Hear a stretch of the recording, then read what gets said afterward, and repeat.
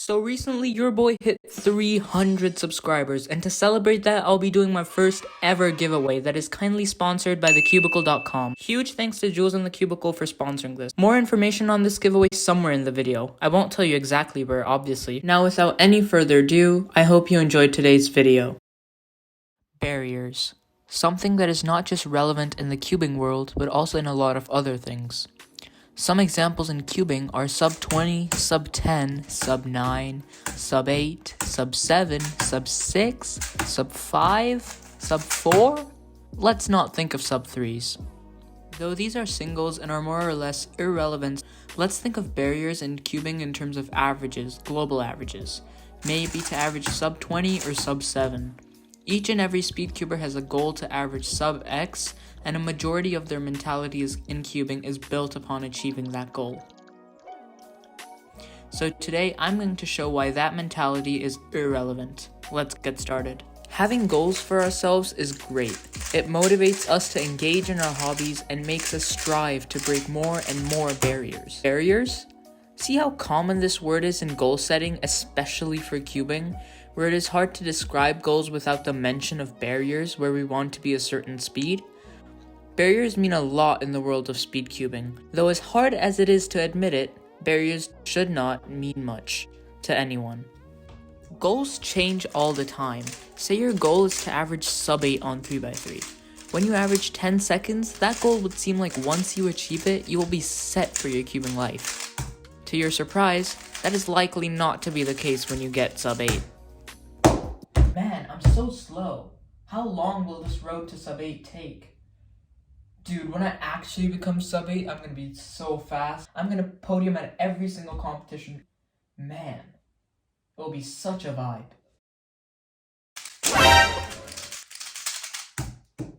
Wow, I just got a 763 average of 100. Bruh. Meh, that's pretty slow. When am I gonna be sub 7? When I become sub 7, it'll be such a vibe. I'm gonna win every competition. Man, I'm so slow right now. I personally had a very similar experience. When I just started cubing, I really wanted to average 25 seconds. Mainly because at my first official competition, around a 25-second official average made it to the second round. Though when I got to 25 seconds, I didn't even consider myself that fast. Meh, I'm still really slow. Even though I could make round 2 at my next competition with a sub 25 average, and all I wanted to do is get faster and faster. Something like this is probably the case for you too, no matter what event you experience this in. This is just human. Us humans always strive to get to a point that we think we would consider really good, though eventually when we get there, it really doesn't mean much to us. Man, how cool would it be to be sub 9? And we want to get to the next level, then the next. This is not just the case for cubing, but also other things. For example, YouTube subscriber counts. By the way, while you're at it, you might as well sub to me. Let's say we want to get to 1 million subscribers. When we get there, and after some celebration, we don't even care about it too much, and we want to get to 2 million. Yes, I finally reached 1 million subscribers. Oh my god, I've been wanting this for so long. Wait. Now what? Road to 2 million. You see where I'm coming from? So rather than thinking of barriers, think of how to get faster, because barriers change all the time. And by implementing that, you will get faster, and might even break the barrier that you originally wanted to break. Though how do you notice flaws in your solves that you can improve? One thing you can do is get a coach. For example, Kunal Oak, whom you send solves to, and he will make a detailed solve analysis and an improvement plan that would cover flaws in your solves as well as effective techniques to improve those flaws without flooding and overwhelming you with flaws at a very reasonable price. What more do you want?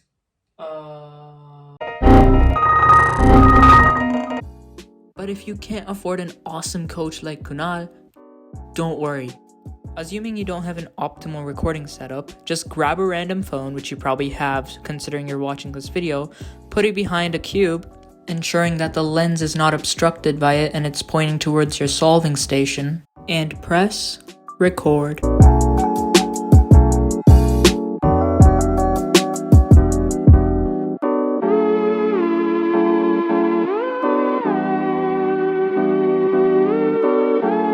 I know, this angle is not the best, especially for critiquing your own solves. Though I showed this for people who do not have an optimal recording setup. Over the shoulder and POV angles is what I would recommend, though this angle can work to catch some errors in your solves. Don't worry if the solves you did are not the best, that just leaves more room for improvement and noticing flaws in solves to improve and get faster. Though how do you catch those errors? Okay, so I put the average I recorded on iMovie and shows out 3 solves which had some room for improvement. So for example, if you see here, I had a terrible cross plus 1. I've removed all the audio so it's clear for you guys to hear. To make it clearer, I will slow down the video like that, and that should show pretty well. If you can see, I had a really bad cross plus 1. So cross plus 1 is definitely something I should consider working on. I just analyzed one solve there, but this is basically how you should do it for a lot of solves. But for the sake of this video, I did keep it short, so I would highly recommend analyzing a lot more solves to figure out what you truly need to work on. You can easily do that by seeing your pauses in your solves and where the solve does not have a good flow. For example, having a slow cross to F2O transition with a pause for the first pair or a pause into last layer after the last F2O pair. Though how do you improve these flaws in your solves? The most important technique I will recommend are slow, untimed solves.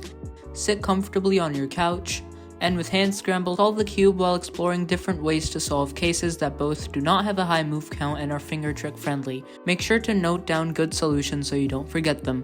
Bruh. And in some other solves, do slow solves while focusing on look ahead and thus try to have a pauseless solve. You can start at a comfortable speed so you don't have any pauses, and then gradually increase when you feel like you can go to the next level. After doing a lot of these for a considerable period of time, try to implement the things you improved and learned into your speed solves, and over time, your look ahead will improve and you will have more efficient solutions.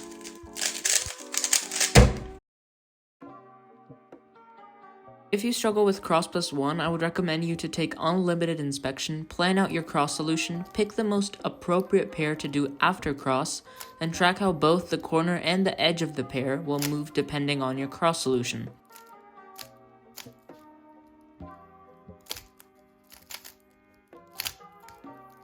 This is definitely easier said than done, and it will take you a long inspection every solve at first.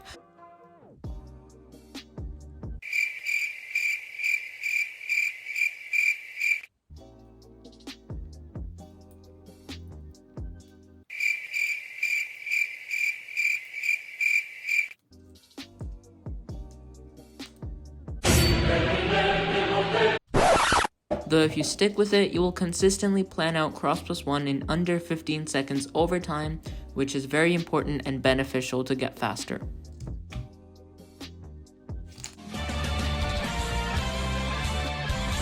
There are also so many resources on the internet that you can use to improve a variety of areas in your solves. And improving your flaws and implementing them in your speed solves will obviously make you faster, and you will possibly break the barrier that you originally wanted to break.